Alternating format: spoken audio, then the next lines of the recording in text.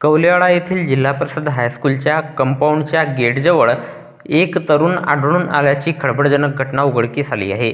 तुमसर तालुक्यातील कवलेवाडा येथील जिल्हा परिषद हायस्कूलच्या कंपाऊंडच्या गेटजवळ दिनांक 19 मे 2024 रोजी रात्री 12:40 दरम्यान आरोपी विनोद सय्याम वय 27 वर्षे राहणार कवलेवाडा हा आपले अस्तित्व अंधारात लपवून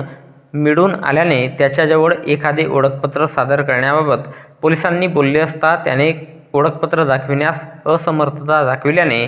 सदर आरोपी हा अंधारात कोणतातरी दखलपात्र गुन्हा करण्याच्या बेतात मिळून आल्याने सरतर्फे फिर्यादी पोलीस सिपाही ढबाले यांच्या तक्रारीवरून पोलीस स्टेशन गुबरोही येथे गुन्हा दाखल करण्यात आला असून या घटनेचा पुढील तपास पोलीस हवालदार कडव हे करीत आहेत. तर याबद्दलची माहिती भंडारा जिल्हा पोलीस दलाच्या वतीने दिनांक 20 मे 2024 रोज सोमवारला एका प्रसिद्धीपत्रकाच्या माध्यमातून देण्यात आली आहे.